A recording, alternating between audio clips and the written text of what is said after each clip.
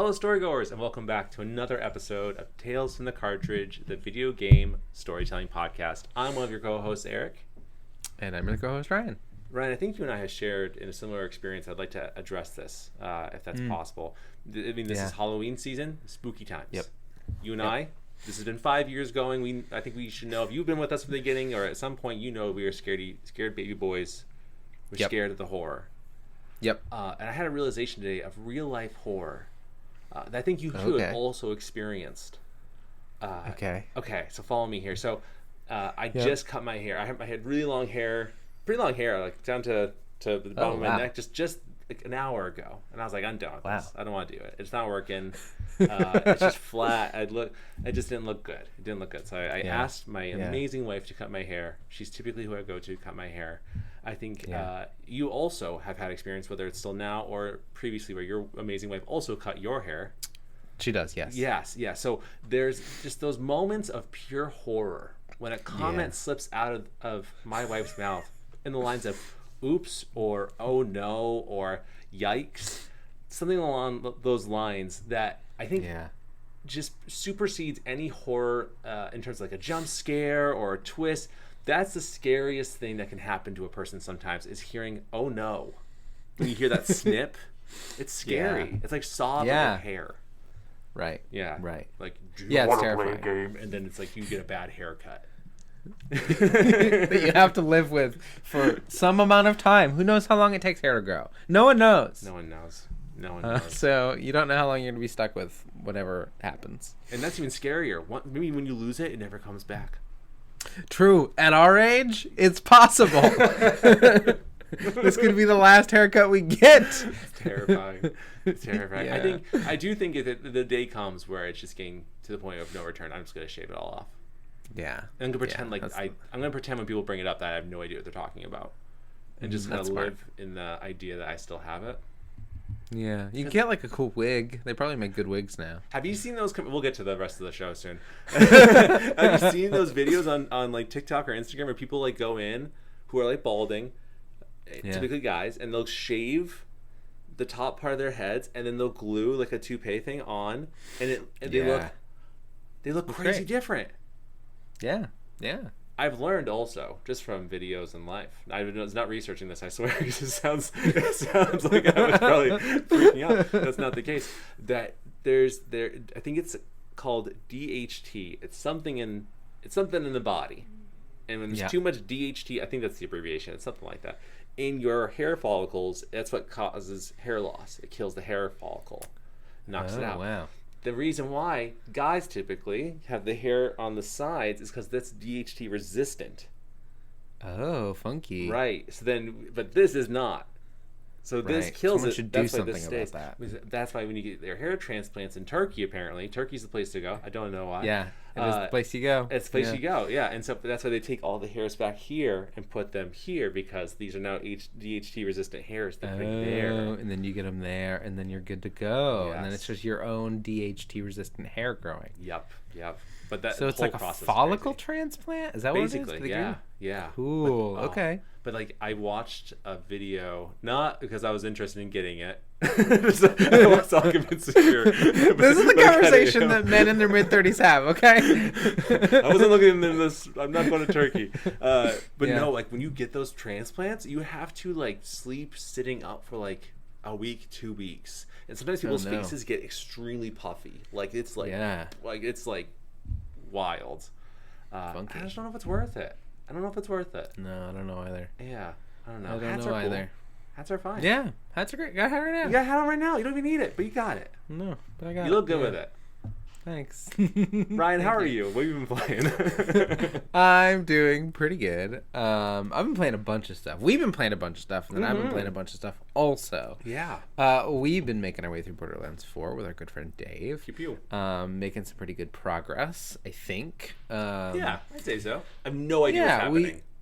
No, me either. No idea. Me either. Story? We're overhead. right over our heads. But that's fine. It's fun. It's a fun time.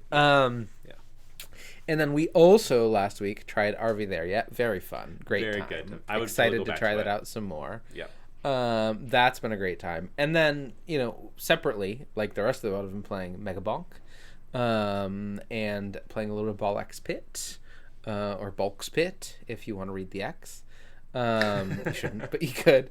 And then Power Wash Simulator came out on Thursday, and I've been playing that all weekend with my wife, and that's been really, really fun. A good little, like, we're just gonna hang out on the couch and clean stuff. Not in our house, but in a video game. And so that's been very fun. It's just so satisfying. And they've made some improvements from the first game, and that, like, it tells you where you haven't cleaned yet when you get to the very end, so you don't have to like walk around the entire map until you find this one spot. It like says over here, which is great. They made soap better, and that's great. They made a bunch of great things. It's a great time. So I've been playing a bunch of stuff here and there, and just it keeps on coming. The Outer Worlds 2 comes out next week, and I just can't.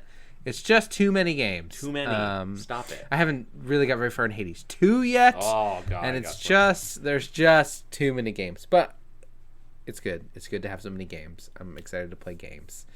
But yeah, that's what I'm playing. Eric, how are you? What have you been playing? I'm good. I got a haircut, and I don't think it looks bad. I'm really happy about it. So that's looks good. It's a success. Yeah. Yeah. I went to a party last night with some mutual friends. My wife's friends, really, but I consider them my friends now. I suppose it's been a decade. I think I can. Yeah. I can say that now. Yeah, you're allowed. And I dressed up as we dressed up as Eustace and Muriel from Courage the Cowardly Dog. If you know, you know. Mm-hmm. Great show. Mm-hmm. Great for spooky time. Cats. Really great. Yeah. Do you remember Fred? Fred? Remember Fred from what? From Courage the Cowardly Dog? Fred from Courage the Cowardly Dog? Did you watch it a lot? Yes, I did. I'm not accusing. That was an accusatory tone. Fred, is he the dude with the accent who talks? No, maybe he has an accent. Who am I thinking of? I don't know. I don't know who you're thinking of. He's the one. Okay. He has a really creepy smile. You know what? I think my screen is shared. Maybe this will come up on my screen. Let's bring this up really fast. Oh yeah. Yeah. Let's see who Cats is. Let's just show the world. We're a visual medium now too. We can do this now. Okay, I can bring this in. How do I bring this in? How do I? Oh no, Ryan! I forgot how to do this. I believe in you. How did I do this before? Are you planning to share your screen through Discord? That's the only way I would see it. That's what I'm hoping to do. Discord. Oh, there you go. Share your screen. Yeah. Ryan, you're genius. Thanks. This guy. Oh, we get everything. Oh yeah, I do remember him. Ooh, he's real spooky. I didn't know he was blinking. I didn't know that was a GIF. Ew, gross. Yikes. It's pretty scary. Don't like that. Oh, there's a Discord scary. Stuff. Yeah, he's got a real creepy voice. Yes. Is that the accent you're talking about? No, I was thinking of something totally different. Okay. What should I give this? Since everyone's just seeing our Discord right now. What should I give this? Fine. I'd say it's fine too. What should you do? What? Do you see the ratings on this right now? The ratings? Oh, no. I'm okay. Sorry, Storygoer. Actually, Ryan, you're the only one that can't see this. The Storygoers can see this, and I can. You can't. They asked me how the streamer's going, and Discord wants me to rate it. Oh, I think. Well, I don't know. I think it's going well, but I can't. Yeah. I'm not. I'll give it a smiley asking face. Me. Okay. Yeah. Okay. Back to normal. Thanks, Discord. Yeah. So anyway, we were used to see Muriel. It was very fun. Love Courage the Cowardly Dog. Great show. It's very good. Yeah. Mm-hmm. But I'm good. Playing Borderlands 4, having a great time. I'm playing as Vex. I got my... Yeah. Originally had the tiger. Now I have the creepy twins of myself, versions of myself. That is the Reaper and swings axes or scythes or whatever you want to call it. And it's been a fun time. I like it a lot. Megabonk is great and awful for an ADHD brain. Truly. Yeah. I just keep... I wouldn't say like... I think it's a really fun game. I think it's really great. I think it's a game I could totally just drop and never go back to. But then sometimes my ADHD brain wants me to keep playing it because of all the bells and whistles and dings and and just wants to keep getting better and better. So it's great, but it's also probably not the best for me. So I should probably drop it soon. Vampire Survivors is the same way. Yep. Yeah. Yes. Yeah. It's like reptile brain candy. Yes. Yeah. RV there yet? Great time. We've only played it once, but had a fun time. The bears are scary. You did a great job wrangling the bears. I did my best to wrangle the bears. It meant I died a couple times, but I did my best to wrangle the bears. I mean, I didn't see you die, so if anything, you were successful to It's me. true. Yeah. And I'm curious, when we jump back in, I was on a bridge, and there was a bear on the other bridge, and there was a bear coming up behind me. So I'm curious when we come back to see what state I'm in. I'm sure it'll be fine. That's really funny. I played a little bit of Peak for my job with another client. We climbed. We did the first set of the mountain, the first biome, in 13 minutes. Wow. We did it so fast. So like we were getting really good. Also played with that same person, Risk of Rain 2 again. And that is such a great game. That is such a good game. It's such a fun little game. Yeah, I played as the bandit. He's a shotgun, and he was just a lot of fun. I love the character models of that game. That world just feels so fun and so mysterious, and I don't think it's like that deep. I hate that everyone's saying that now. It's not that deep. I hate that. Wish I didn't say that now. But it's it's very fun. Yeah. I've been playing Absalom, something, and however you say it's right. Yeah. And they say it in the game, and I was trying to focus on how to say it, and then I forgot it in this moment. But it's a lot of fun. If you like roguelikes and you like beat 'em ups, fantastic game to do it. I think it's a game that more things go wrong in your run that you can't recover from. That's very frustrating at times, and I think it probably is a skill level thing. I'm sure it's me in a lot of ways, but there are times I am crushing it, and it just takes one, not whole level, just one part of a level to just ruin my run, and it can feel so defeating sometimes that it makes me not want to go back. But then I get the compulsion to go back and try to beat it one more time. I've beaten it with everyone but except one character. And it's a game that I feel like keeps pulling the rug out from under me in ways I do not like. Yeah. It's like, you did a great job. You won this game. But now there's this thing you have to beat. And then there's this thing. And it's like, I just want to beat this game. I want this to be a 20-hour game. I want to be done with this. I think I put 26 hours in it so far. And I'm just kind of like, I think I'm just going to walk away soon. There is a frog, though, that's a wizard. And he's very cool.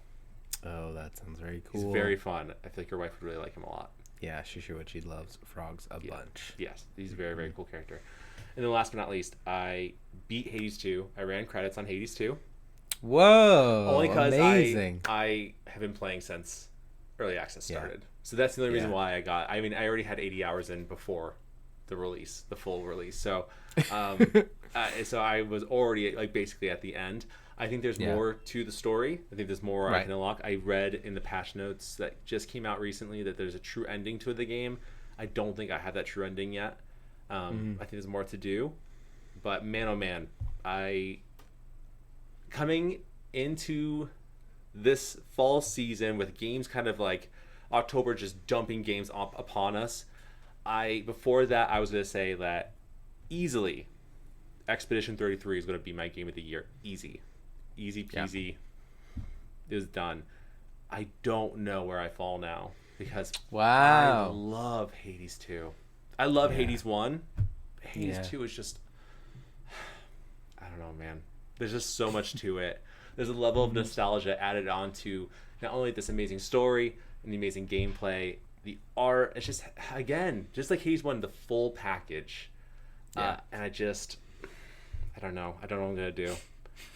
I'm just really happy. We'll probably say this a lot between now and when Game Awards comes around. At least I'll say this a lot probably, where it is so great that we live in a time where indie games are getting so much love and are being just in a lot of ways better than a lot of AAA games.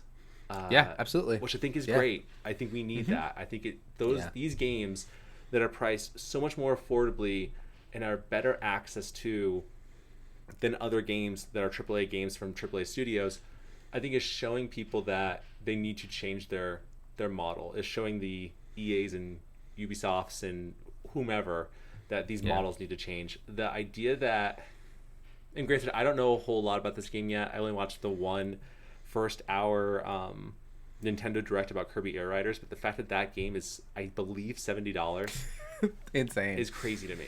I think that is so off-putting. I love Sakurai. Smash Brothers is one of my favorite franchises of all time.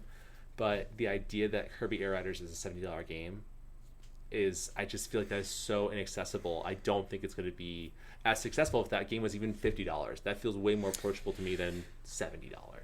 Yeah, and this Kirby Air Raiders feels more like a risk than, some of the other big name Nintendo games that they've put out recently. Yeah.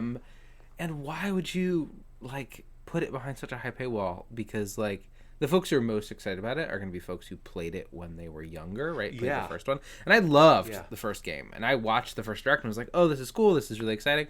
I'm not going to pay $70 for it. Right. Because it's just not it. And it's a game that is going to be better played with other people. And if you're charging $70, you're, like you say, you're making it harder to create a community around this game. Yeah. Because the cost just feels silly. Yeah, I think I as much as I love Donkey Kong Bonanza, and I've beaten that game, and I think that it had a lot of things in it, I still feel like $60 is probably the more appropriate price for that game. And I know that Nintendo has to make their money back on such a decently long developing time for that game, as well as other studios for other games.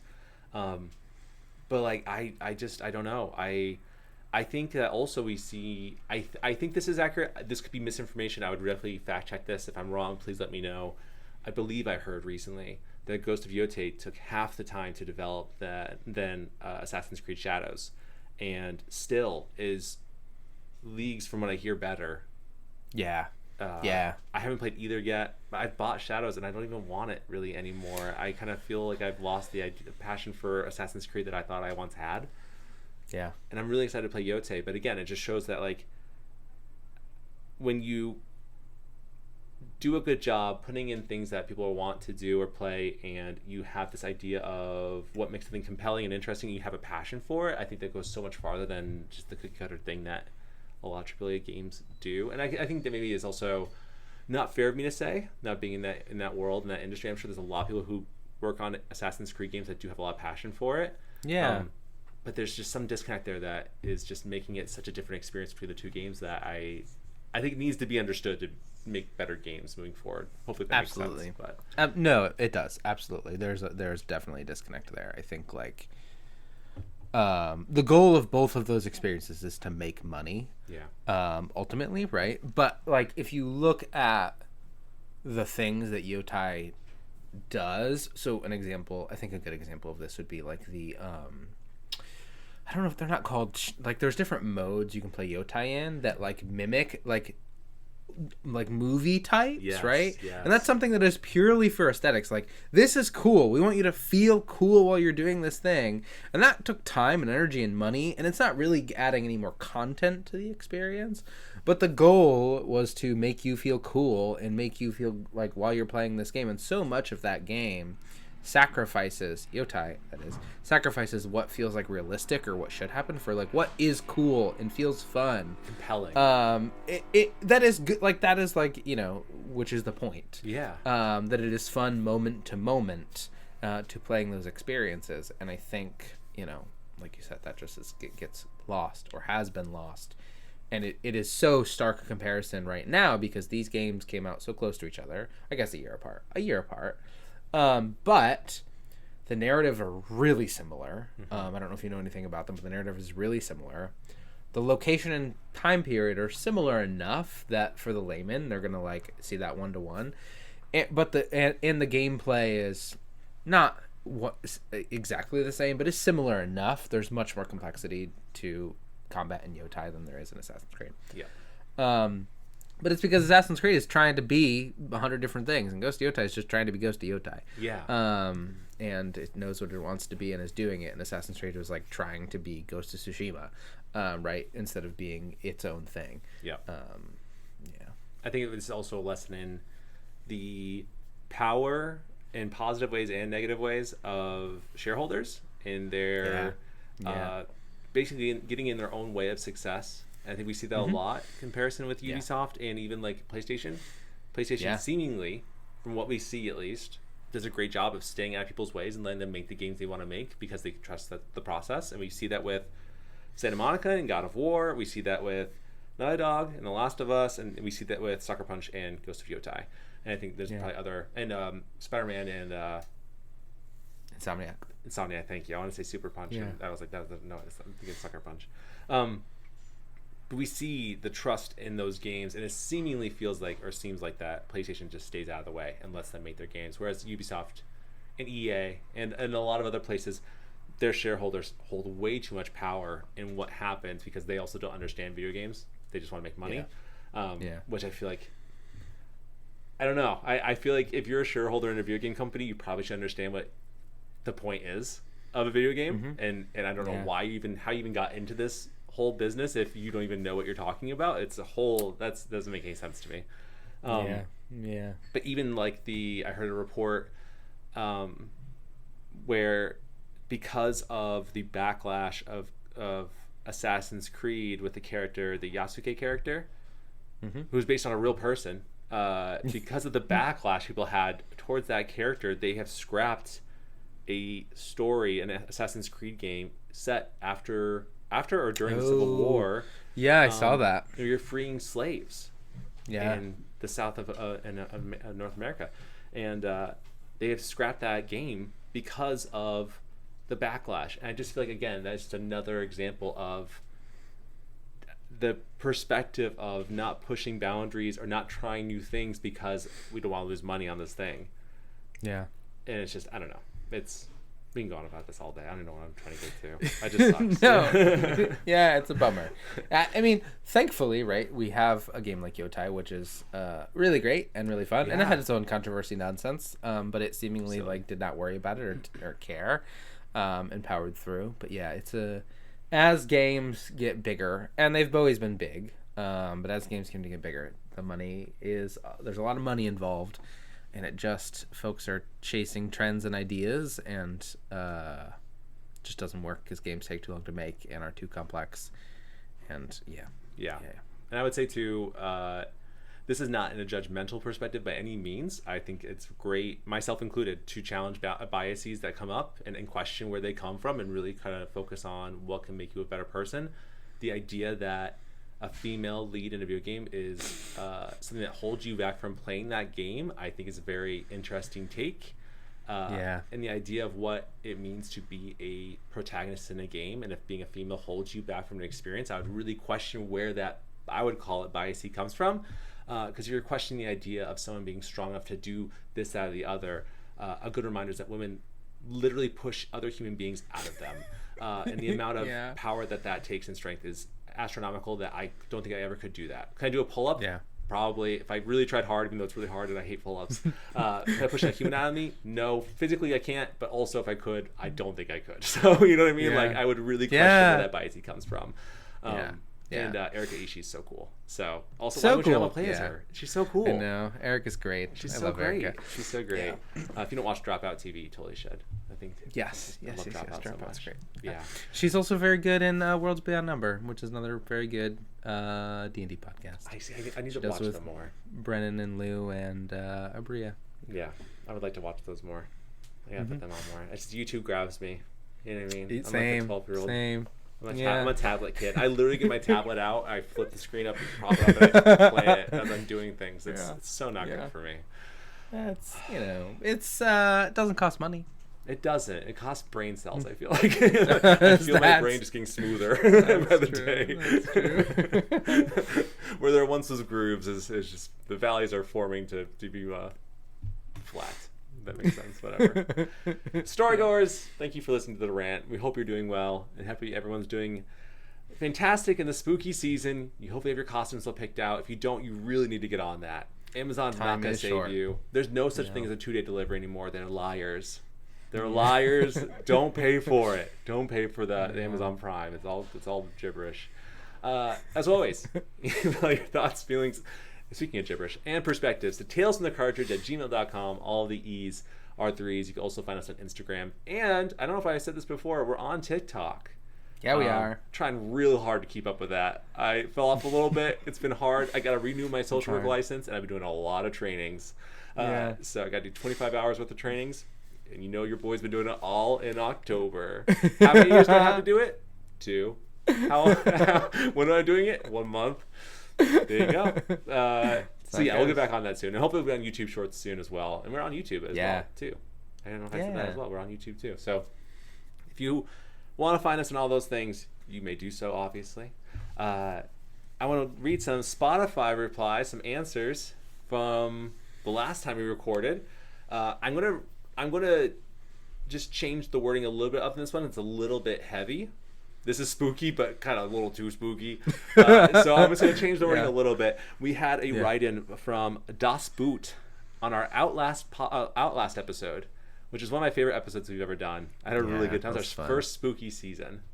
Yeah. At Tales. That was a good time. And their message was, no, Traeger is no saint. I don't remember the context of this, by the way. I don't remember saying that he was a saint, but I totally could have. 5 years ago. I haven't really listened to it. I could have. I think what they're referring to is that I think I could have thought that he was, because he was this doctor. He could have been this person that really cared about people.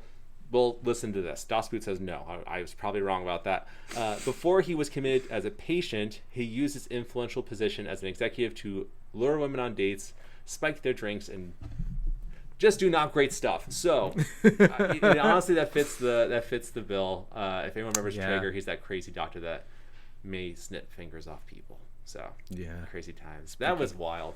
I get a little nervous about this, Ryan, where our voices were in that episode. I said a lot of crazy things that I would never say. So he's gonna take it out of context, and really these days you can make anybody see anything because AI, right? Yeah. So it doesn't matter. That's terrifying. That is absolutely terrifying. Yeah. We also, one of our most loyal fans, shout out Super Shepherd. You are fantastic. You are always commenting on our stuff. Yeah. And super appreciate it. I'm happy that you love listening so much, and we really appreciate it. One day we'll get to Piku Niku. We gotta do it. I want to do it so bad. Yeah. But I was picking out a few things that Super Shepherd pointed out. Super Shepherd said on our last episode, which was our campfire stories for the game No Players Online. They have Super Shepherd ranked our. Sorry, I was like having a brain fart. Super Shepherd ranked our campfire stories. First one being Little Nightmares. Yeah, first one's Little Nightmares. Second one is FNAF. Third one is No Players Online. Nice. Fourth is Fortnite. Fifth is Supermarket Simulator, and sixth is Bunny Day. So that is super kind. What a powerful group of 6 episodes. I think it's really fun to take games that should not be or not scary intentionally and make them scary. The Bunny Day one was a great one. Supermarket Simulator I thought was really fun too. Super Shepherd, thank you. I think that's super kind that you did that. You ranked those just super supportive, and I think that's kind of the thing that we're looking for. Is it helps. I mean, I don't know about you, Ryan. It pushes me to want to do more. Is when people actually show they care, and not that you need to do that by any means, but it just is super appreciated. It's the fuel that helps us keep going. So. Hopefully you enjoyed our last episode, our campfire story, No Players Online. I don't know if anyone's ever played that game. It's from I feel it's like from a decade ago. It's from a long time, but it's a really fun game. It was made on itch.io, I believe. Oh, okay. Back in the day. It's just a fun little game to play. You should play it online though with your friends. Just get a group together and play it. It's kind of fun. It's silly. It's not really that serious, but it's a good time. If you feel like it, you want to donate to our Patreon, that'd be super cool. No worries if not. Rate us on Apple and Spotify. That'd be super awesome if you did. Very, very helpful. And that's it. But Ryan, it's spooky month. It's spooky season. It is spooky month, spooky season. That's right. Best times for Tales is to go through some spooky, scary games.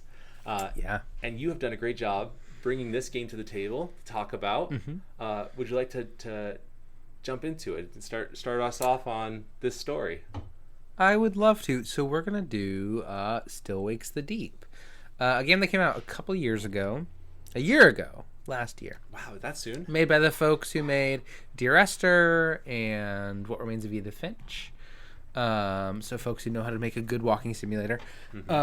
Made this really good spooky game where you are trapped on an oil rig and things go really bad. And man, Eric, we'll talk about it a little more later, but the idea of being on an oil rig and something goes wrong is just the worst. It's a really good setting for a horror story because man, you're just like in the middle of the ocean, something goes wrong, you sink, And also you're in the middle of the ocean, and it's and oil likes to be in cold places, and you're in if you fall in the water, you're gonna die. So it's like just a really great place to tell a spooky story. So yeah, made by the Chinese Room, who made Dear Esther and What Brings Me to Edith Finch, published by Secret Mode, directors Dan Pitchback and John McCormick, produced by Bruno Julian, written by Dan Pritchback, and it came out June 18th of 2024. Wow. Okay, yeah, sorry. I'm gonna see my thoughts to myself, but it's my turn to talk about memories of this game. So. Yeah. This game was inspired. The idea of it was The Thing on an oil rig, and if you know anything about The Thing, a very good scary movie, mostly psychological. And I'd say this has some of that psychological stuff, maybe for different reasons. Also inspired by I know maybe one of these movies, Eric. I wonder if you know more. Okay. Annihilation, Midsummer, the Southern Reach trilogy. No idea what that is. No. Sapphire and Steel, and the Suspiria. I only know Annihilation and Midsummer. And okay. Midsummer is a movie that really is unsettling to me. I really don't like to watch it. It brings up a lot of feelings I don't like to sit with. Yeah. It's like more than a scary game to me. It's just a story of manipulation and questioning your sanity, and it's just not. This is also the same director. His name's Ari Aster, who made Hereditary, which is a movie that is, I think, one of the scariest movies that I've ever seen. And I have deep respect for these two movies in the idea that they are movies that don't rely on jump scares to scare you. They are just unsettling. I think that there is such an art to that. When a movie uses the jump scare too much as a medium to get you scared, I kind of judge that a little bit as like, okay, this isn't... If you didn't have these jump scares, then this wouldn't be that scary. If you just kind of dove into the idea of what it means to be scared, that horror element, be uncomfortable... I respect that a lot. So I'm curious if the game has that in it. Yeah. That being said, I'm still a big scared baby, and a jump scare will get me every time. 100%. Absolutely. 100%. You'll get me every time. I will be scared, but, you know, the next day, I'll think a little less of it. Yep. I'll pee myself, but I won't be proud of it, and I'll judge you for it. Yeah. Look what you made me do. Now I'm just embarrassed. Absolutely. Eric, so this is a game that popped on my radar. I think last year I was talking about it because it came out last year. I don't know why I was so curious about it. I think because there's a part of watching trailers of this game that it reminds me of Soma, and I think there's something there, but not quite to the same level. But do you know anything about this game? Did you remember this game? I think this is a great example. We kind of touched on this a little bit in the beginning of the episode. We talked about so many games. This is a great example of this is one of those games that slipped through my fingers. I didn't really know anything about this game. You brought this up the last time we talked, when we finished our last Tales episode. We talked about what games we want to talk about for spooky season, and you brought Still Wakes the Deep, and then we watched a trailer, and I was like, I cannot believe I've never seen this game or heard of this game. And you probably talked about it, and I was probably interested at the time, and I just, life happens. That's how it goes. But just watching the trailer it made it so interesting. The idea of, you are trapped in an oil rig. You cannot really go anywhere. What do you do? When all access points to leave are gone and you are just stuck on this thing, what do you do with that? Very intriguing. Setting is I feel like we haven't covered Dead Space, and one day we will. I want to cover Dead Space so bad. But that's a game that really taught me that setting is so important for horror games, especially because that in itself is like a character, and what you do within it kind of defines the horror element in a game. And I'm wondering if this oil rig is the same in that. Like, you are trapped, you have to make the best of it. I love stories where it's a good person stuck in a bad situation. I think it's very compelling, very gripping. I'll stop talking now. So no, I've never played this game. It's my answer to your question. So this game popped on my radar when it first came out ages ago, and then I watched a full playthrough. There's some YouTubers I watch pretty regularly, and they did a full playthrough. It's a person who loves spooky games and his friend who she does not love spooky games, and they play together, and it's always a great time. Why is can we pause for a second? If that's Yeah. okay. Why does that Yeah. happen? Why do people who love horror games, and why do people who don't find each other and fall in love, or just leave each other? Why does that happen? I don't know. I mean, maybe the person who likes the horror needs that like grounding energy or sanity, to help them move through the world safely. Like it's not fair. It's not fair. Yeah. I met my wife 11 years ago. Mm-hmm. Okay. And I took her to see a comedy movie, not knowing she didn't like comedy movies, but she went because she wanted to spend time with me, and that was very nice. I didn't know that as a second date. Yeah. Later into our relationship, not much later, we were starting to date. We went to go see The Boy. I don't know if you've seen The Boy or not, Ryan. No. I would actually watch it. It's a pretty decent movie. Pretty decent. Okay. I saw it in theaters, and oh boy, I was scared. A horror movie in theaters, I do not do that. I was gonna do it for her. There's a part in that movie. The whole premise is that this woman is babysitting this doll that these older parents are saying like is their son. Their son died in real life. His soul's in this doll. Please watch this doll while we're gone. Right? She puts the doll on the bed. She doesn't believe any of this is going on. She like is walking away. She turns back. The doll is like looking at her. She's like, ew. She turns the doll's head away. I promise this has a point. I'm just gonna talk about how freeing this is. She walks away. She turns back. The doll's head just goes, just snaps at her. Ryan, I cannot tell you the amount of compulsion that my body spasmed in that theater. And what's worse is that there were kids behind me. This is a PG-13 movie, Ryan. All right, the stakes were low. The stakes were low. All right, this isn't Saw. This isn't Hostel. The stakes were low. Yeah. There were kids behind me, Ryan. Audibly laughed at me. They laughed at me. Oh Ryan. No! They laughed at me. So you brought them joy, though.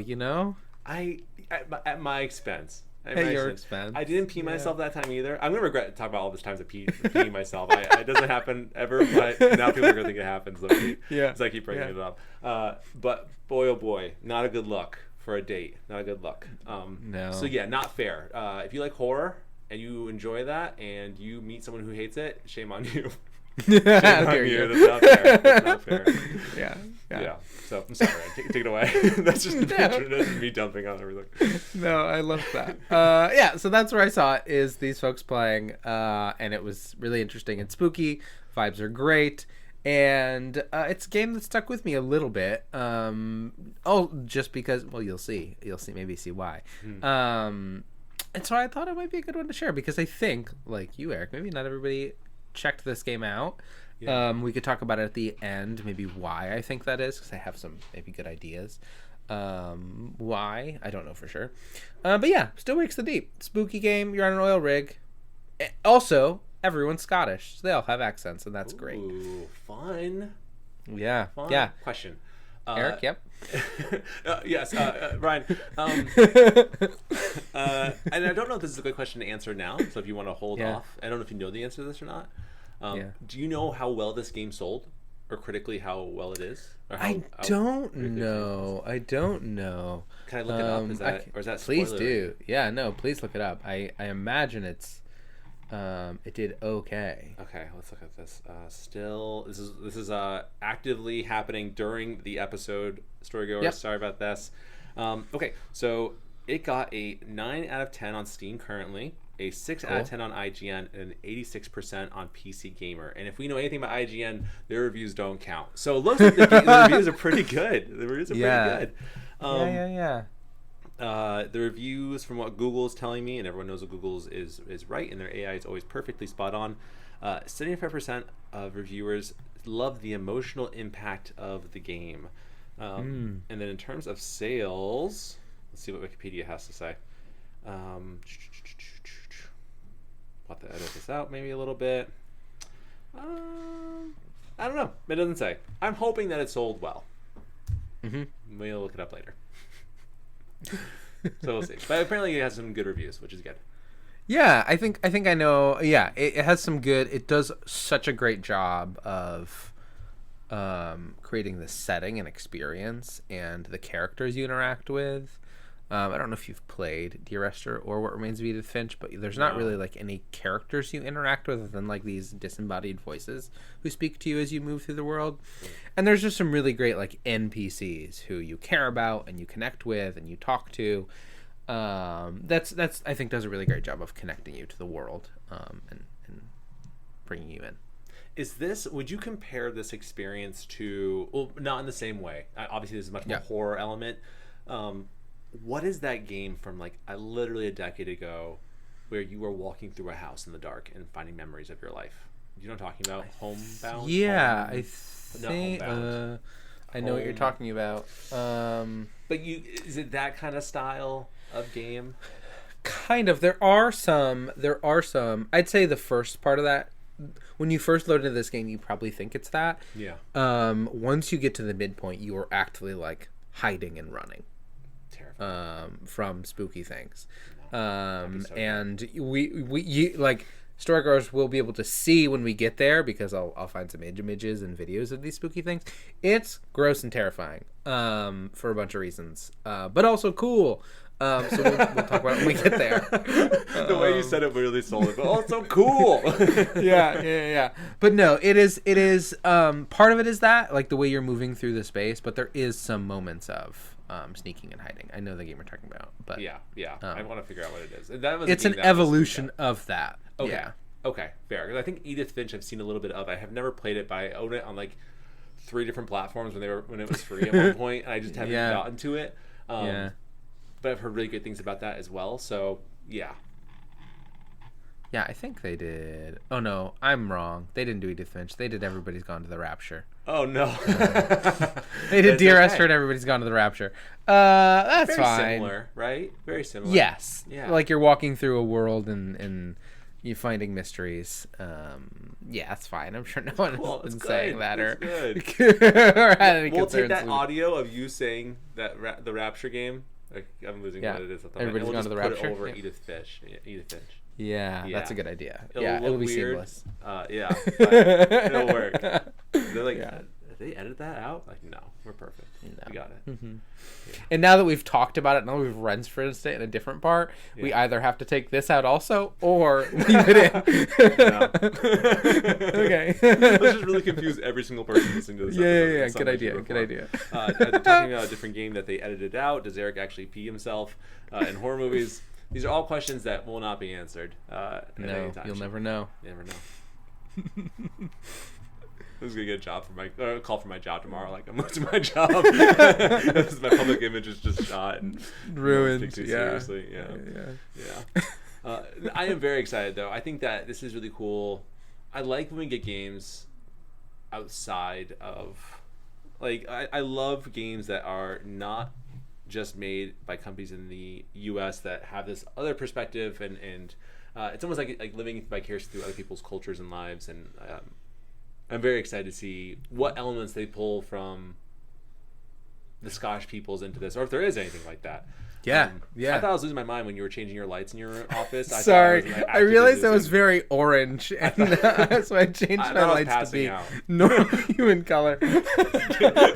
Just having a stroke during the recording. Toast? Smell toast? Yeah. Anyway. Yeah, we're gonna get a bunch of that. I mean, there's like a bunch of background context that we won't talk about because UK politics are a challenge to understand in a way that American politics are also a challenge to understand. Oh God! And I can give a little background because I did a little research, but it's a little funky. But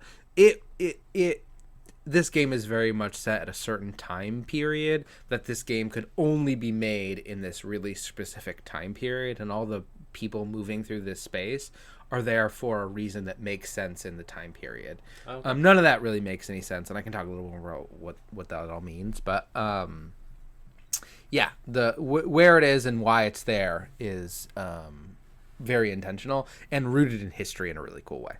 That's exciting. Okay, cool. That's awesome. Yeah. Okay, cool.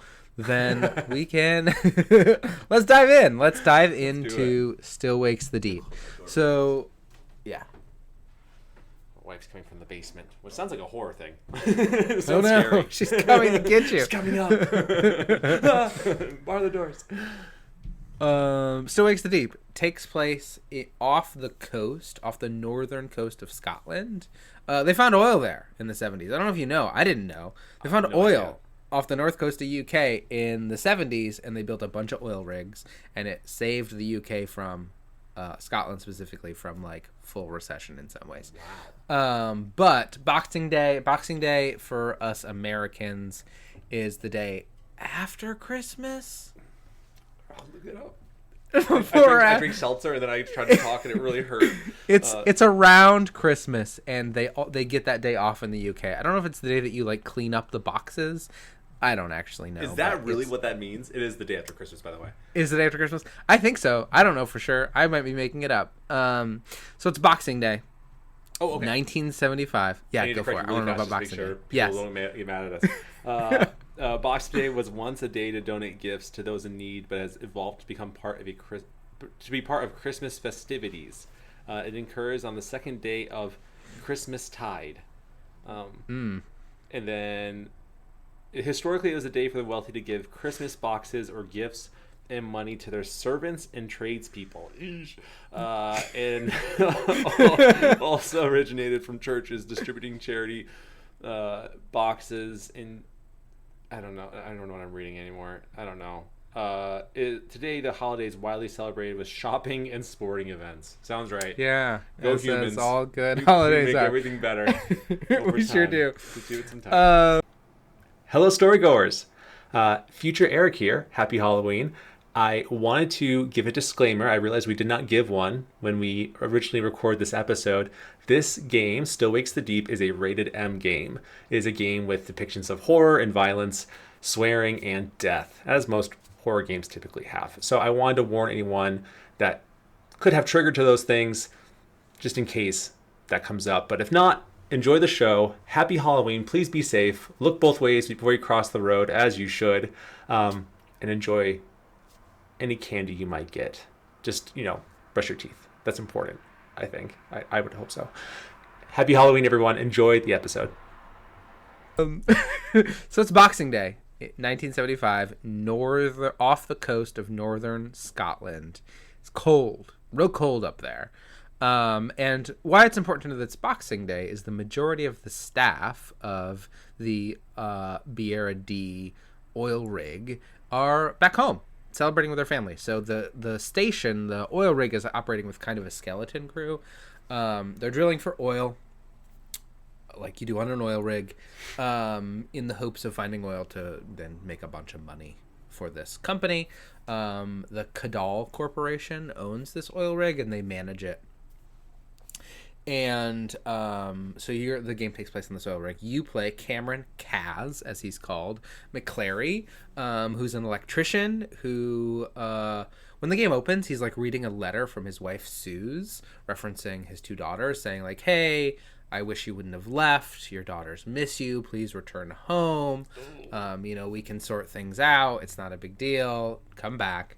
So you get that, and like you're reading that message, and then you get like a call like, hey, manager wants to speak to you in your room. And then you make your way through this oil rig, and the oil rig is like 70s decor, but with like holiday lights that are around, like string lights, and like there's tiny Christmas trees, and you go to like the cafeteria and there's a bunch of people and they're talking, and you get to like interact with some of these folks and meet some of them. And one of the people you meet is the cook, Roy, who is the one who got you this job. You got into trouble on the mainland. You got into a fight and somebody got hurt. And before you could get arrested, this person gave you a job on this oil rig. And this company, the Cadal Corporation, is known for kind of cutting corners. And so they didn't do a background check when they hired you, and they just gave you a job because you were an electrician and they needed people. So that's what your wife was referencing. So you can just leave and not get arrested? 70s were a wild time. Who knows? They didn't have the internet. Crazy things back in the How day. could they track you down, right? You don't have a cell phone. How do they find you? If you're not at your home phone, who knows where you are? Right. So yeah, he left. Yes, he left. He ran away from his family and his daughters, went on this oil rig and was going to work, let things cool down, and then he would come back and, figure things out afterwards. And you meet Roy, who's your friend, and he's like, hey, how's it going? Did you hear from Suze? Yes, I did. I got this letter. You talk, and Roy's this really, like, kind, gentle guy who is the cook of this. And you meet a bunch of other people.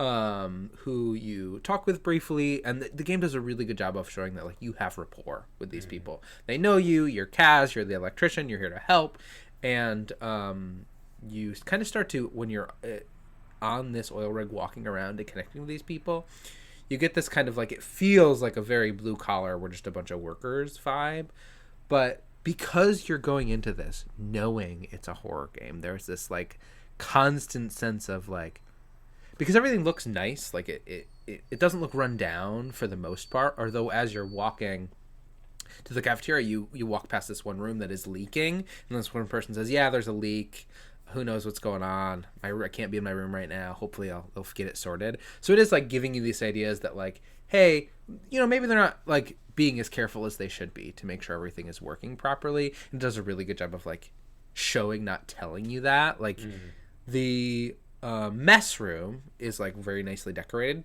but as you're like walking through, you'll see bits and bobs that have like, maybe some things it's working, but maybe it's like held together by duct tape. So you're in this cafeteria talking with your friends, and again you get this call like, hey, the boss wants to see you, Dave Rennick wants to see you, come and talk to him in his office. And you go like outside and you see this like massive ocean and like this slight shifting as you're on this. Oil rigs, I don't know if you know, Eric, they're giant. Yeah. They're huge. And the scale of it is bonkers, and you're just in the middle of the ocean.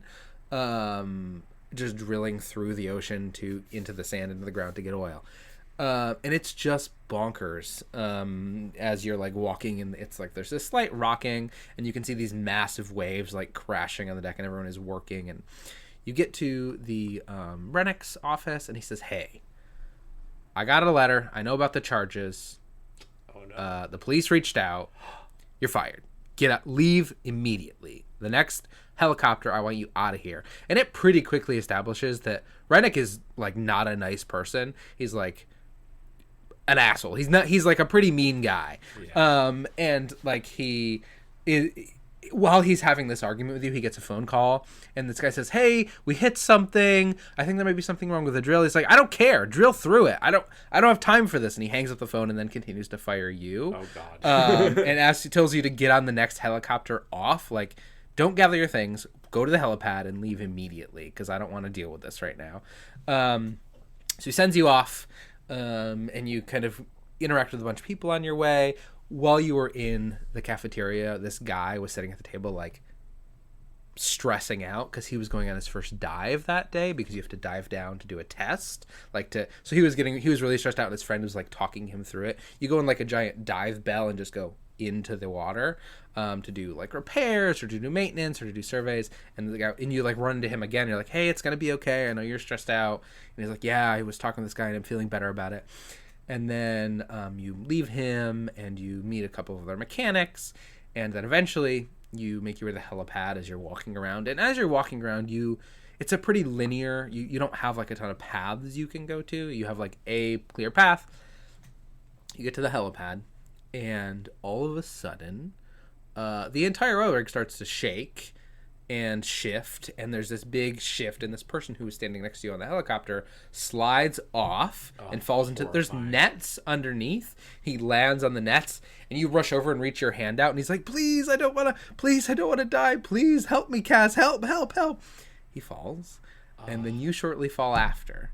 And you don't know why or what's happening. The whole thing shifts right as you're getting ready to get on this helicopter and head home, and seemingly chaos has broken out. You wake up in this tiny room covered with blankets, and there's like a space heater. The water is cold. Like you will die pretty quickly. They seemingly rescued you, but they don't know who that guy was or what happened to him. They weren't able to find him. They put you on the rig. They put you a bunch of space heaters and let you warm up. And you then start to hear like something's going wrong. Something's happening. There's like been some damage to the rig in some way. And you get a call from one of the maintenance folks. Like, hey, Kaz, I know Rennick told you to leave. I don't care. Something's going wrong. I need you to climb down the leg and do some, maintenance, because otherwise the whole thing's going to fall apart. We hit something. There was an explosion. It's all going to fall apart. It was bad. He just unfroze. He just unfroze from this. Just unfroze. And they're like, yeah, you need to get down there now. He's like trying to flex his fingers. He's like, okay. Yeah. Yeah. Yeah. Well, there's only one electrician on the ship right now. Crew. And it's Kaz. So there's no other option. You either don't do anything and maybe we all die because the oil rig sinks. Because, I don't know if you know, they submerge. So the oil rig floats on these ballasts, these giant balloons that are half filled with water. So they're slightly submerged, but then you have these 4 legs holding it up, and they are constantly shifting and adjusting to keep things balanced. And then also, if something goes wrong and it shifts the wrong way, the whole thing flips in the water and everyone dies because it's just a giant hunk of metal. So it's all very tenuous.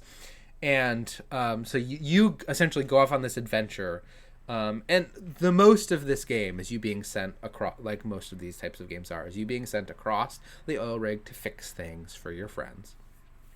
But pretty quickly, when you get down there, you see, on your way down, you see the drill.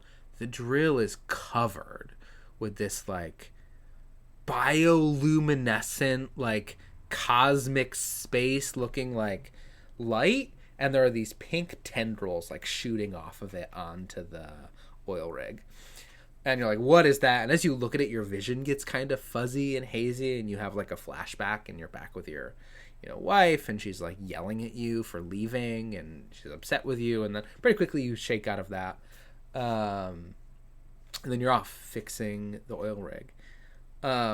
And over the course of time, as you're making your way fixing this oil rig, more and more of the oil rig is broken and falling apart. And one of your friends, Brody, was in the crash, was injured, and they lost him. You end up running into something that looks like at one point it has some Brody in it. It's like a mass with tendrils and then a couple faces in it. And one of those faces is Brody, who's mumbling, and he's staring into a washing machine with a light glowing out of it. And you need to sneak past him as he's mumbling and talking. And if you make a sound, he climbs in this carrion style, flesh tendrils grabbing, moving towards you. So you have to sneak past him. And then eventually you run back into Roy. You fix the ship, you see this terrifying creature, you don't know what it is, you tell your friends, they're we don't know what it is, we need to get out of here. Go check out the lifeboats. Roy says, hey, I can't go to lifeboats right now. I need to go back to he was in the mess, I need to go back to my cabin and get my insulin because I'm diabetic and I need my insulin. God. So he's you go check out the lifeboats, and then I'll you come back and find me, we'll meet up, and then we'll get out of here. You go to the lifeboats, all damaged or destroyed. In whatever's happened, and over the course of time you've been fixing things here and there, and you start to see as you're moving through the this oil rig, this that tendrils, those fleshy bioluminescent tendrils have started to make their way through the oil rig, in the walls and in the ceilings, and every once in a while you'll see when it has a face in it that is looking at you, or a couple faces, and of different shapes and size. It's bonkers. We should before the end, Eric, you should find a way to have you look at these things because they are gross. Should I look at it right now? I'll share my screen. Go look at go check it out. Still wakes the monsters. I don't know. There's a bunch of them. Can I say something as I'm typing this actively? Yeah. This is give me vibes. I'm curious if you feel this way. I'm trying to find the. This game is very detailed and terrifying. Ew. Yeah. All right, Storygoers, if you don't like this, please don't look at it. Ew. Look at it. No, you don't like it. Then look away. Look at it. Admire it and then look away. That's what I'm looking at right here. I don't know if you can. Click on it bigger. Yeah. They're all over the place. Yeah. Ew. Oh God, it's horrible. It's disgusting. It's very Dead Space like to me. Absolutely. The monsters are very Dead Space like. And they're these deformed flesh masses, but they still have the memory of the person. And in some cases, you find them, they're like talking and like talking to themselves Like mumbling. in the voice of that person, like mumbling. And usually when they're mumbling, they're talking about something they're scared of or that they don't like. So like you run into, I don't think it's Brody, it's another person who you met. And seemingly he is self-conscious because he doesn't want you to look at him. He's like, don't look at me. Don't look at me. And he like moves all around. And if you like look at him, he loses his mind and attacks you. But so you have to like move around him without like looking at him fully. Because he's like, apparently that's, you know, something he was working through. And you meet a couple of these beings across the ship. Oh, I forgot. I say one thing really fast. I forgot what my whole point was before I saw that terrifying image. This is giving me like Titanic mixed with Soma. Yeah, absolutely. Like the game. Absolutely. Yeah. So chaos breaks out. More of your friends go missing. The oil rig starts to get more damaged. So Rennick starts to say, hey, we're evacuating. Everyone get out of here. Now Now we're evacuating? Now that people are dying, and now that like maybe there's a concern that the oil rig may, you know, no longer be able to stay up, Rennick calls for an evacuation and says, everyone, you have 20 minutes to get here or I'm leaving without you. And so Kaz then has to go and try and gather his friends and like find Roy. He's having trouble finding, doesn't know where he went. He went to go get his insulin, but we couldn't find him. And you go meet a bunch of your friends and eventually you start to make your way there. But then Rennick says like, hey guys, you took too long. I'm leaving. What a and jerk. As you get to the helipad, Rennick his helicopter starts to fly away, and then we don't know why it like just quickly turns around and comes crashing back into the oil rig, causing this massive eruption. And I don't know if you know this, Eric, but fire on an oil rig is really bad because all of the pipes are full of oil. Like fires break out everywhere. It's bonkers. Yeah, please. Anytime you think I may not know something, or if you may, just assume I don't. I promise you I don't. I have no inclination. These hands are soft. Physical labor. I talk for a living about feelings. I don't know anything. I just fixed my. I think I told you this before we started recording. I just learned to fix my shower drain in my house. That and changing my own oil is literally the only things I know in terms of like adulting. So just anything you assume I don't know, just assume I don't know. Okay. But you're doing a great job. Please continue. So it crashes, causes more chaos, and when this crashed, it messed up one of the pontoons. They're these like balloons that keep the thing floating. So you now have to go down, climb down the leg, go under the water, swim in the freezing cold water to flush this pontoon out. You find these two friends. I don't remember their names. One of them's Finley.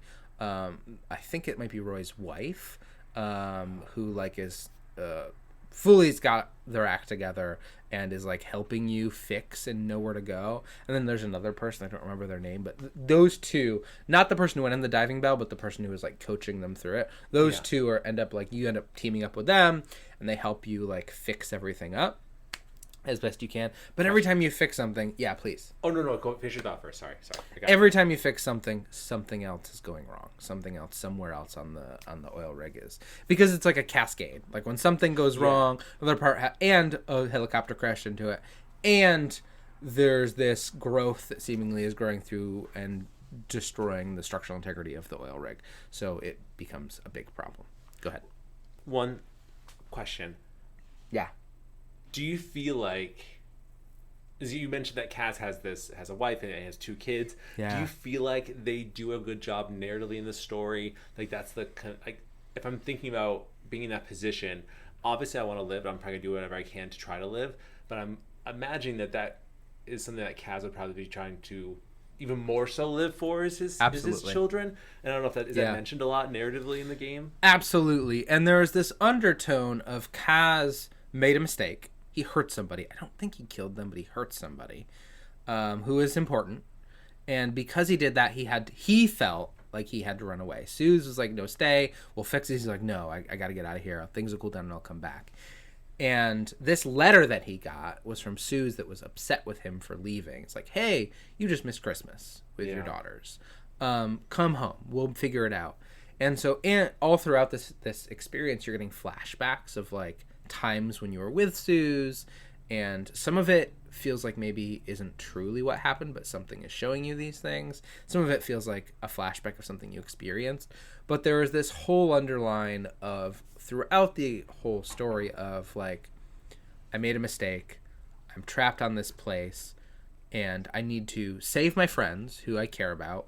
And it does a really good job of making you care about these people that you meet, and that like you're working as a team. And every time you lose someone, because that core group of like 7 or 8 people you met in the mess, you slowly over the course of the entire game lose each and every one of them, and some of them even end up becoming those like terrifying monsters.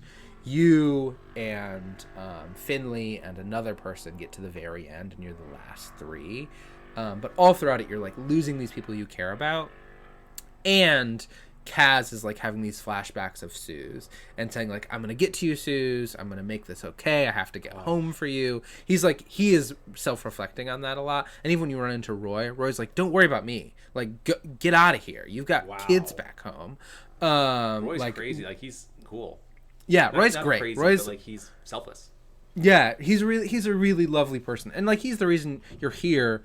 Not in a good way, right? He was trying to get you out of trouble. He was like, hey, I know you can't I know this is going to be bad. Let me get you out of here. Let's get you somewhere safe. So Roy is like the heart of at least this core group. Yeah. But yeah, I say all throughout it is this undertone of like, you care about these people. This is like a group of people who is somewhat of a family, who are all working through this experience together. But then you're constantly reminded of who's still on the shore for you. You have to get through this for them, so you can see them, so you can say you're sorry to Sue for leaving, and so that you can like ultimately, like, I guess in some ways face what happened and maybe deal with the consequences of that. And I think you might have killed somebody. I can't fully remember why you ran away, but if it is because you killed somebody, like that's like a big problem, right? Because then when you go back, you're gonna have to probably go to jail. Which is a whole other layer of like sadness, right? Of like, even if you get escape and go back to your family, they're waiting for you, but the world, doesn't necessarily want you back, and or when you do come back, you have to be punished for a crime that you committed. Yes. And then you're also experiencing this like catastrophic disaster where people are dying and getting killed and getting their minds taken over by this strange alien being or whatever it is. And how do you mesh that, right? Like I need to go home, but I know when I go home I'll be arrested, but I survived this experience, so it has to be worth it. Worth something. Yeah, exactly. And you're go ahead. No, please go ahead. And you're like running around trying to keep this whole thing running so that who is left can survive, because you're one of the only electricians or and people who are left, and other people are guiding you. But yeah, it's you've got a lot of pressure waiting on you, and you're the only one moving through this space. Others are kind of trying to help or sometimes helping, but you feel like you are on this massive human-made metal machine that like should not be able to float, and it floats, right? This like massive like size of it's larger than a football field, like giant hunk made of metal just floating in the middle of the ocean. You're on this thing that should not be there, but it is there through like engineering, and systems start to fail, and you're like this tiny person like climbing down this tiny ladder as things like fall apart around you to go like hopefully fix something to keep it going for a little bit longer until you can get help. The scale of it is intense. I think it's interesting that like we'll get to the lessons and themes, I'm sure, and just to kind of touch on this, I don't forget to talk about it. This is seemingly, from my perspective, from what you're telling me, right, is kind of just the theme of like facing the consequences of your actions and not running away from them. Because typically when you run away from it, it just gets worse. And how absolutely interesting it is that they're kind of they're showing you how compelling Kaz is through the narrative of this unreliable narrative, it sounds like, of his perspective and what he wishes could happen in terms of getting back to his family and the consequences of like what his wife will say to him, as well as the past interactions of what could have happened, at least from his perspective, as well as his desire to save other people in the face of this horrifying disaster, which I think is something that, like, when you again compare it to like a game like Dead Space, was missing because Isaac wasn't someone who was essentially compelling. He was just trying to save or figure out what happened to his ex-girlfriend. Right. Whereas Kaz is, you it sounds like, have so much more at risk to lose from his perspective as this person. You want to get home and not lose your life in the process of doing so, but you also want to save everyone else. It's almost, I picture like a seesaw going back and forth. Yeah. And you're just trying to balance it. But like you said, like this, you're just one person. And you're just, it's almost like he's just not facing the inevitability of what might come. But I don't even know how it ends, so I don't know if that's true or not. So yeah, it's such a good framing, like you said. I think it does such a good job of forcing you to hold these two experiences. And you as a player have only met the people on this rig. You hear about Suze and you see like flashbacks of Suze, but you're much more as a player connected to like Roy than you are to Suze. But for Kaz, that isn't necessarily the case. So it does have this like this dissonance between you as the player and the character that I think is really interesting, and leads to some really interesting character interactions and connections. Yeah. So you're running all over the ship, trying to save it, trying to do what you can. There's a you meet with the crew and decide, hey, we need to like get on the phone and just call a rescue boat to get out of here because this thing isn't going to stay floating. But before you are going to go make that phone, you tell Finley and the other person you're working with, like, hey, I need to go check on Roy. I haven't heard from Roy. I don't know where Roy is. I need to go see if he's okay. And so you like crawl back towards Mess, which is like exploded open. And you get to this door, and there's this like bright glowing light. And on the other side of the door, you don't hear Roy, but another one of your friends who you've been like saving is like screaming, like, "Please, no! I don't want this to happen! Stop! Stop! Stop!" And then the light fades, and you open the door, and there's nothing, which is the worst. And then you walk in to Roy's room, and you see him laying there. And unfortunately, he didn't get his insulin in time, and he just died. He wasn't killed by a monster. He wasn't attacked. He didn't get hurt. He just didn't get his insulin in time, and his body shut down. Which is this like really, it's like to die in a mundane way. Yes. And you have the insulin, like you went and got it for him. You have the insulin in your hands. Oh if you just gotten to him sooner, you could have saved him. But it just, you were too slow. The things were too crazy. You were trying to save the whole rig. Right. But it meant you were too slow to save Roy. And so Roy passes away. But in a way, it's like better. Like, not better. I don't want Roy to die. But like, I kind of would rather that than being a horrifying monster. Being a horrifying, mindless monster, Yeah. Like, it's almost like Roy sounds like the best character in this narrative so far. Like, absolutely. Kaz is doing a lot of stuff too. He's probably the most selfless person doing all these things. But Roy seems like this person who really cares for Kaz, is really caring for other people, and also knows his own needs and trying to get this insulin.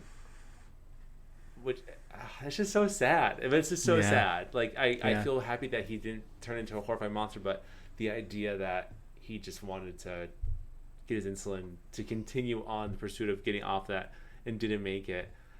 It's very humanizing in the face of all the grotesque monster stuff. Absolutely. Yeah. Mm-hmm. I don't know what I gotta say about that. That's sad. So that, like, Kaz is like pretty distraught at that, and like he then gets a call from Finley and the diver. They have a plan. The other person is going to dive down. There's stabilize the rig by submerging and doing a thing. There's a lot of technical stuff that I don't understand, but it would make sense in an oil rig. So you step out of Roy's room and you turn to the right, and a massive face of Rennick, your boss. Oh, no. The face is as big as the hallway, and it just screams, "Kaz!" like full of anger, and then starts chasing you, screaming at you. The face of Rennick, who seemingly in the crash was consumed by this, whatever this being is, starts chasing you, yelling at you that you're worthless. never should have hired you. You never did a good job. Is just like screaming at you and chasing you through the oil rig as you try to get to your friends. Eventually, you're able to douse them in oil and burn them alive and kill them. Yeah, it's wild. Yeah. Is he dead though, or is it him? We don't know. Okay, we don't know. Okay, we don't know. All right. We don't know. It seems like this monster is taking on the memories of the people that they're consuming. But then from that monster, you're just saying like, "Don't look at me, don't look at me." I can't tell if it's like because they know that something bad's gonna happen if they look at them, or if because it's just their insecurity that the monster's playing through. That I don't know. It's and we never find out. This is a game. Though. This is a game where you never will get there. Yeah. But you don't learn a whole lot about what is happening. It continues to be a mystery throughout the entire experience. I like when they don't hold your hand to tell you every single detail about a story. I like that there's that mystery involved because it's almost not the point. The monsters aren't even almost the point. No. The point of facing your demons and living, and the monster's just kind of the catalyst to live through that. But like, it's cool that that's not explained. Yeah, absolutely. Yeah. I think like there's another world in which this game like you spend 3 hours like learning about the history of this creature, and you find but that, like you said, that doesn't matter. The story is about Kaz, and this is the thing that's trying to kill Kaz and all of his friends. Yeah. So you run back up to, you and Finley are gonna like flip this switch together. You need a key to then activate the thing that your friend who is going underground to do. You get up there and you're in this like control room, and there's another mass sitting there, but seemingly like its head is shaking, and it looks at you and says, "Cass, please!" and it like stretches out its hand, and it has a key in its hand, and you grab it, and then as you walk away, it like shifts and changes, and then like lunges at you, and you have to like run away, but seemingly for a moment had some sentience and was fighting whatever was happening to it. And then you get up to this like the big room with these 2 keys that you turn, and you and Suze turn the keys, and everything shakes and stabilizes, and you're like, all right, we did it, we've stabilized this thing, get up here and we'll get out of here. And he's like, hey, I'm drowning in oil down here, good luck, guys. There's nothing I can do, I'm not getting out of here. He's drowning in oil? The guy who went down to stabilize. He went down to stabilize. Oil started filling the bell that he was in, and so oil is like filling up, and as he's like talking to you, saying like, hey Cass, have you ever been to the island of Skye? It's such a beautiful island. Oh my! It's so God, peaceful dude. There. And he like just starts like telling you about his home, and in the calm and peace as he like then slowly drowns in oil. And then Finley, who's with you, is like, Cass, we've been running all around trying to fix this thing, and it's not working. We just need to face it and take it down. She grabs a lighter and goes running out of the room. Just leaves him behind?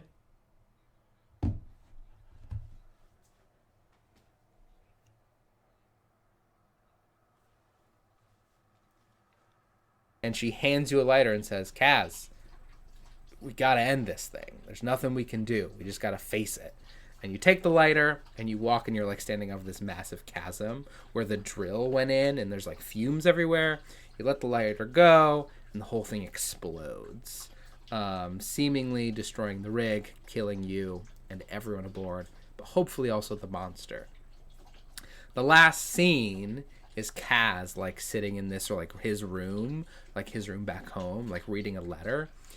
See, the date at the top is the same letter. It was dated as the one you received, but this letter is written completely different. This letter is like, hey Kaz, we really miss you. We know you had to go. We know this was hard. We'll be waiting for you. It's gonna be okay. Me and the girls love you. We hope to see you soon when you're done. And then Kaz passes away, seemingly, and the credits roll. Oh, God. Yeah. Oh, so does Finley die when she gets crushed like that? Yeah, she dies. Oh my God. She dies. You catch up to her as she's being crushed, actively dying, and like hands you a lighter. So everyone, all of your friends have died in trying to secure this ship. Well then, okay, can we jump right to the lessons and themes then? Yep, please. Okay, please. This is it's almost that scene at the end with Finley saying we just need to confront this thing. I almost think again, a representation of Kaz not doing the thing he probably should have been doing this whole time. He wasn't facing what he should have been facing to begin with. He was just going off and doing all the things he could on the side to get away from facing what he had to do. It's almost like this journey on this rig is a representation of what occurred outside of the rig and the lesson that he yet learned until the end when it was too late to actually, and he had to do the thing that would end up taking his life. Does that make sense? Like absolutely. Yeah. Okay. Yeah. Absolutely. His inability to face the consequences of the mainland mirrors his inability to face this monster head on, and was focused more on stabilizing the unstable, just like his life in the rig. There's a lot of mirrors here. A lot of mirrors. A lot of mirrors. That scene though, with the diver, his suit filling with oil, that would probably murder me to hear that. It was so crushing. Sad.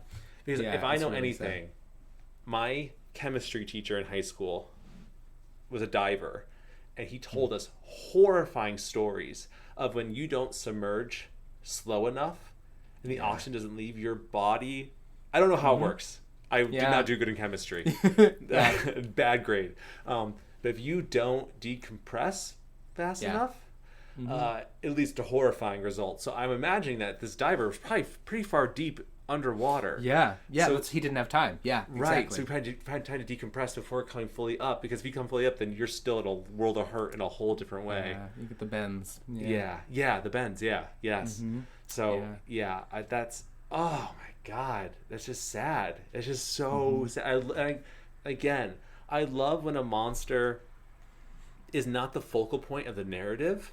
Right. It's the catalyst to the lessons being learned of facing your demons, facing what is to come. Yeah. It's almost like the monster is the fear of, is the represent in my mind. The monster is the representation of the fear of what he was going to have to face on the mainland. Absolutely. And like, he had hallucinations, right? When he interacted with this, like, these tendrils, he would have those hallucinations. And he could hallucinate, like, of his family, of, like, back home, and of those experiences, right? Which I think enforces your hypothesis there, right? So he was seeing these images when he would see the tendrils or kind of the monster thing exactly going on. Or if he interacted with it, he'd get this like flashbacks. It's almost implied that when he fell in the water, he in some way interacted with this being, because all throughout as you're moving through, he gets these like it's just a particle effect, but you're getting this bubbling at your end, and he almost like wavers a little bit. And when you interact with this like substance later, that interaction happens again and again, and sometimes you see flashbacks when you interact with this stuff. Further again reinforcing your idea that like the monster is the thing he needs to face. Yeah. I almost love the idea. This popped in my brain. I don't know if this would even be possible, but when you said that he falls in the water, and it's like kind of somewhat implied that he had a meeting with this monster or some kind of like thing, it would be cool at the end if you kind of realized, or they hinting towards the idea that it was on him the whole time, or like there was a part of this thing on him the whole time that he'd never realized, that all the chaos going on, that it had already taken him, and that he was already, which would then make him like, well, I'm gonna light this lighter then, because what's the point? Is it's almost like the idea that the consequences are always on you. It's not like you could ever get away from it. They're always going to be on you. So I think that would be kind of cool if that was kind of a realization, but maybe that just didn't fit with the lore of what they're trying to show with this monster. Right. It's interesting that I'm curious now if, because it sounds like with this meaning of the monster, potentially you're seeing these happier. Sometimes. Sometimes. Sometimes you're seeing like.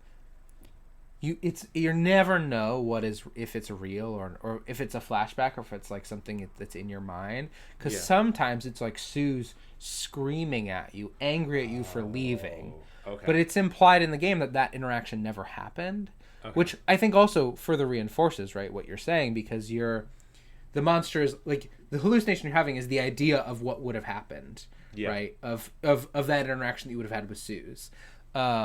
There's a bunch of them, and I don't remember all of them, but they vary. Some of them are more positive, and some of them are more negative, and it's hard to know what's a flashback and what's like something that Kaz is just imagining or is being shown to him. Because I was wondering if then that the case was like this monster's trying to show you pleasant memories to get you to want to assimilate with it, but it sounds like that's not the case. So maybe it was like, especially everyone else, or some of the characters, like you were saying, like had some kind of like visceral reactions, like had some kind of negative thing that they were perceiving through these instances. So it just like it's crazy to think about. Is there any like continuation of the story yet? I mean, this came out There's last a year, but... DLC that came out where like 10 years later you're a diver who's like going through the wreckage. I thought about including some stuff from the story, but I didn't end up doing so. But it would be interesting to explore that and see what else is discovered or what other information. And I think you play either the daughter or the wife of one of the people who was on the rig. Oh, that's cool. And you're like going to find them, like you know they've died, but you're going to like, I'm gonna go like find their body and recover, I think. Is it cats? But kids? No, I don't think okay. so. Okay. And in the game is like, it's called Sirens Deep. The DLC is, and you're like, my understanding, I've only seen bits and pieces of it, is you were like essentially like Absu style, just like moving through the ocean at the wreckage of this thing, and the person doesn't know what happened. No one knows what happened, right? Except for you. It never got out. Right, Yeah. you as the player know what happened. So like, there's that tension of like, is it still alive down here? Is it gonna do something? Yeah. It's very I'm surprised that one of the inspirations for this game was H.P. Lovecraft. Because this feels very absolutely Cthulhu. Yeah. How do you say it? Cthulhu. Yeah. Very Cthulhu. Very like just like that kind of monster narrative. Where absolutely. There's a word this for it. Unknowable cosmic monster that like you cannot comprehend or understand. It's beyond your understanding. Yes. Yeah, absolutely. Yeah, that's what this feels like. Yeah, definitely. Yeah. I like. I am a sucker for a happy ending. I love a happy ending. That makes you feel happy.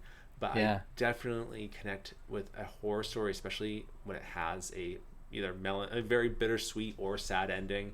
I think those are the endings that really make you sit with what happened, especially seeing all these people. And what's so interesting too is, from what you're saying, like all these people besides Rennick, right? Rennick is definitely someone who didn't have good intentions. Very much a personification of, it sounds like corporate greed. Absolutely. You could say it's Rennick's fault that this happened because he told them to drill. Right. Oh, you're right. They hit a thing, and the guy's like, "Hey, we hit something. I'm sure something wrong. Should we stop and investigate?" He's like, "No, I don't have time. Right. Drill through it." Right. So you could say that this whole thing is in some ways Rennick's fault. That sucks because he really wanted to get that good oil. But again, just another representation of the harm that is being caused by the structures in which that we have put upon the human creations. Like we have made money, and somehow money has more control over us than we a bit. In the same way that the monster does with these people. Yeah, I feel like there's so many parallels, so many mirrors that this monster could represent that fits so well on different things that can corrupt a person, essentially. Absolutely. Yeah. And how good, and then, sorry, I'm falling down the rabbit hole. No, go for it. It's and great. Then how good people like Roy end up getting hurt in the end because they don't get their needs met through what they need to have to live. And I think that, again, like just kind of shows that parallel of real life versus this horror narrative where all these horrible things are happening and how they influence people. And then there's good people who just die because they don't have the simple thing of what they need. God, this game is so. I got to play this. I think I love when we talk about things like this. I want to play it now. Same with Soma. This feels very Soma to me. Soma had the same situation. Where especially that ending. If you have not watched the Soma episode, granted that's our first year, and you could definitely tell it was our first year, but that episode, one of my favorites. That story is so cool. Ending, I would love to redo that and do it in this format that we're doing now and go through Soma again. I think that would be so awesome. Absolutely. I still think about that. That there are times in therapy where someone will bring up the idea of like consciousness. If we don't have anything to talk about, and someone brings up like a really big idea, like what does it mean to be a human or conscious, and I bring up Soma, and there are people who don't play video games that are like very interested in trying it because it's just so compelling, the idea of like what do you do with this. in this situation. Yeah, I love the games like this are just so, again, we've talked about this before. I'm rambling at this point, I'm sorry, but horror games especially are such a great narrative to connect with you as a person, because when you Absolutely. can empathize or sympathize with the character, you really have to ask yourself, what would you do in this situation? Can you be selfless in the face of inevitability or death? Like it's a huge thing to sit with. That's hard. Yeah, and like horror games are like the reason a lot of people play video games is to feel powerful, and the job of a horror game, I think, in some ways, is to make you feel not powerful, right? Yeah, to take that power away, yes, and let you live in that fear and anxiety and loss of control.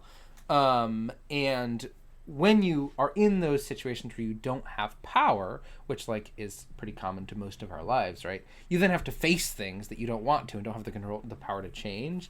And I think horror games, and I'm sure most horror media, but horror games specifically, because I've experienced more of those than other things, like really force you, because you don't have power, to think really viscerally about the experience.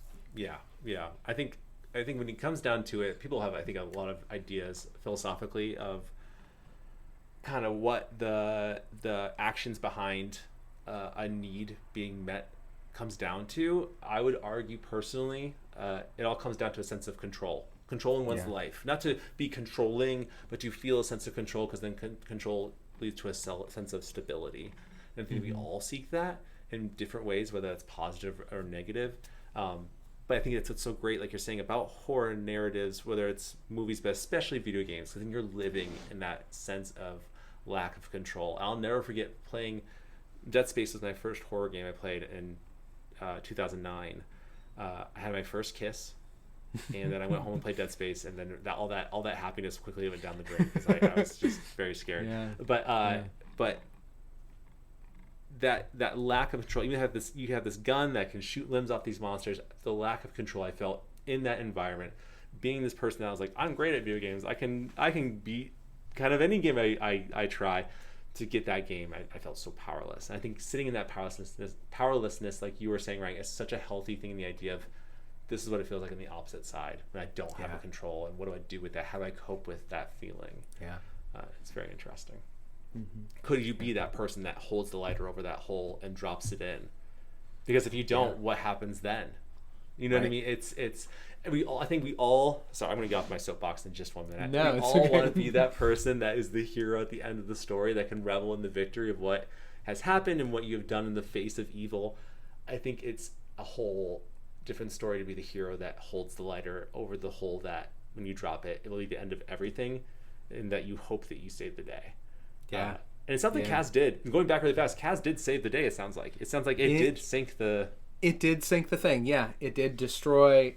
And we don't know, right? We don't know for sure, but yeah, it is implied that like that is the thing was destroyed. They stopped whatever it was. Wow. Is there any other themes that you came up with, Ryan? No, I mean, I think like this game is really cool and has a lot of really cool things going for it. The setting, I think, is so interesting and so perfect for a horror game. And like you, I love that the monster is the vehicle to tell the story, not like the thing that everyone is like trying to figure out, or the focal point, or it's constantly it's always in the back of your mind that this thing exists because you see those tendrils, but like your experience, you spend far more time fixing things than you do running away from scary monsters, right? It's just that like the 5-minute segment you're running away from a scary monster is like pretty visceral, but it is certainly not the you're more fighting keeping the thing floating than you are the monsters that are attacking it. I think that's kind of the parallel too that I'm thinking of when you said it like that, Ryan. Like that's the difference between this game and maybe a Soma as well, compared to like a Resident Evil. And nothing against Resident Evil, that's also a very compelling horror game. But for me personally, it always takes me out of the experience. When I'm watching, is I don't want to play Resident Evil, so I don't watch people play it. But like it takes me a little bit out of the experience when you find this random scrap of paper with all this lore in it. Is all this journal entry of this experiment that they did, and you just happen to find the paper that kind of like helps you understand what's happening with these monsters more. Or maybe it's just more compelling to survive and get through it. Do we need to have answers for everything? Because I think at the end of the day, we don't in real life. We don't have answers to everything. It's more true to the world. Yeah. But you also have to live with the idea that you won't know everything. You won't know all the answers, and that's okay. That's okay. Yeah. It's okay to not know sometimes. A lot of times. Absolutely. And I would say like more compelling in some ways, right? Yeah. The unknown of that monster and the unknown of the experience, I think, enhances it. Yeah. In a lot of ways. I think it's those moments too that, like, when you accept you may not know something, it doesn't mean that I would argue that it doesn't mean that it's okay to be ignorant towards that topic from now on because you don't know any better, but to be open-minded to when new information does come, you can take that in and then change your assessment on what is happening. You can be open-minded. But yeah. So I love it's so Still funny. Makes the deep. Yeah. We're such scaredy babies of these things, but then we have such great in-depth conversations about the horror games because they are so compelling in such cool ways. Yeah, absolutely. We're a horror game podcast from now on. That's it. We're changing it. I'll delete everything else that we've ever done and just only horror games. Yeah. Yeah, it's very cool. Again, I would definitely just be like one of the people that's a monster just muddling to themselves at that point. That'd be me, for sure. Yeah. I'd be like, I didn't absolutely. pee myself. I didn't pee myself. That's your terrible fear of the my monster. It's forcing you to live. Yeah. Yeah. That's so messed up. I feel like this story, I forgot that we do the section now where like how the story impacted us.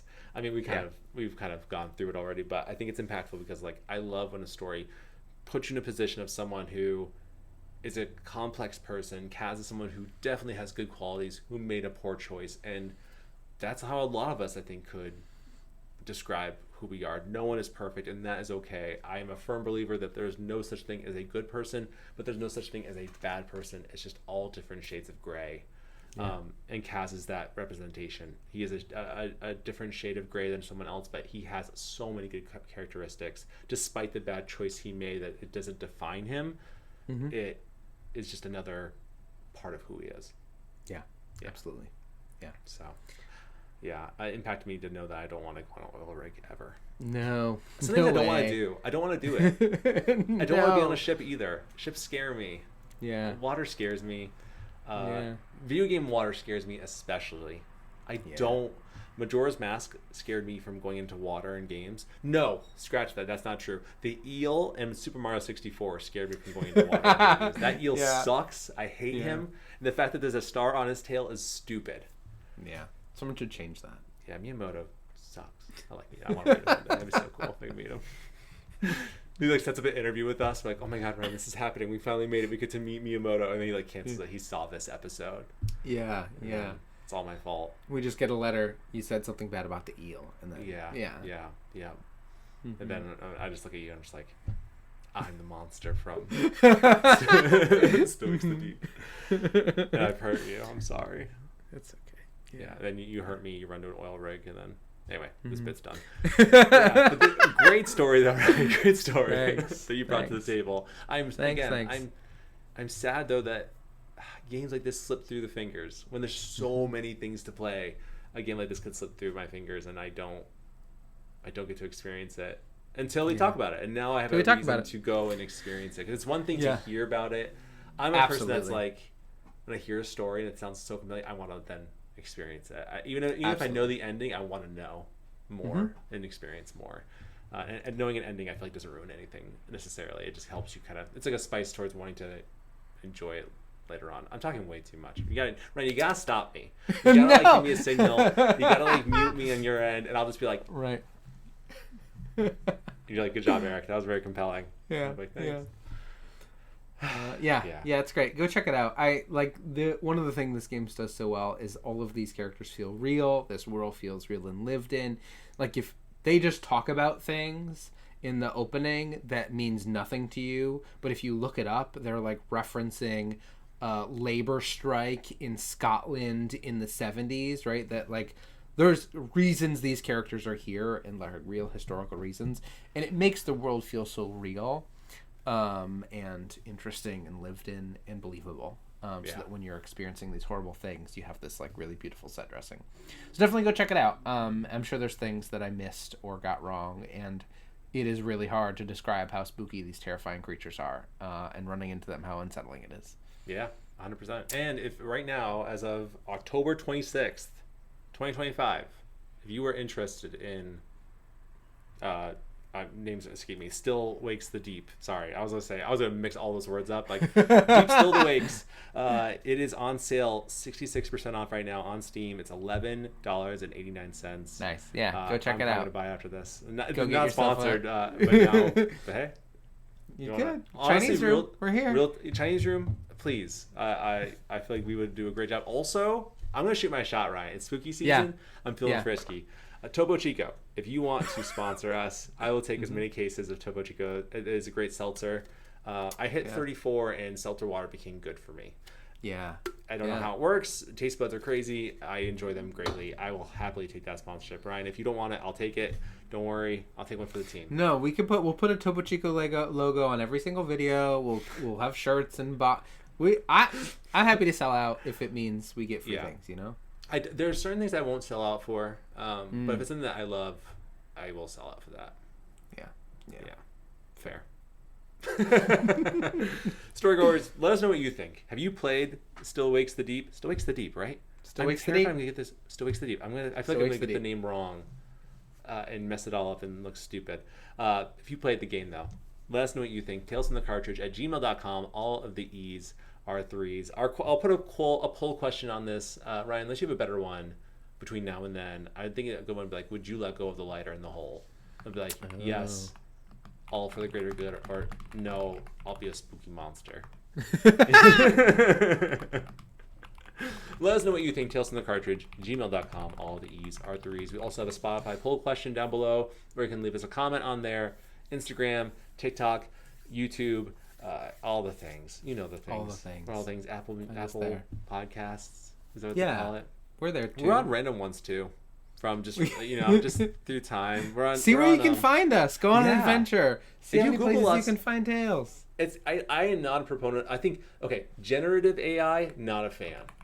Not a fan of generative AI. AI in general, we've had AI for a long time. It's been in our technology for a while. But now with Google AI, which I don't think is generative, is that considered generative AI? No, it's it's not creating new content. It's not creating new things. It's just pulling information. Yeah, it's pulling information. Yeah. If you type in Tales from the Cartridge, it pulls information from sources, and it's just kind of cool. It makes me feel like we're a little more legit than we actually are. You know what I mean? Yeah. But anyway, and I've never said this before on the podcast, and I feel like a little gross saying it. I'm gonna say it and see how I feel. Feel it out.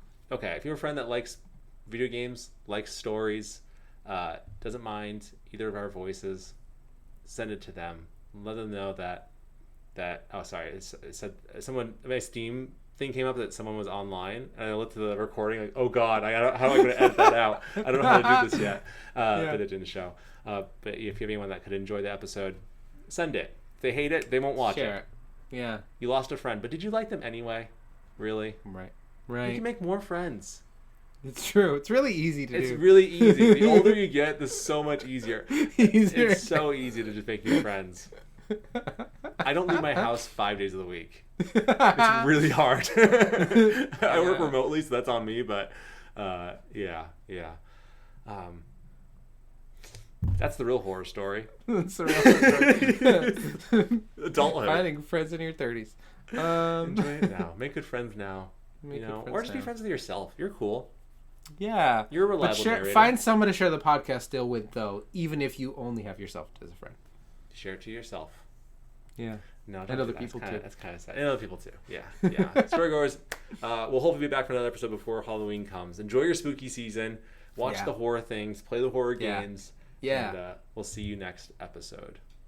Bye. Bye.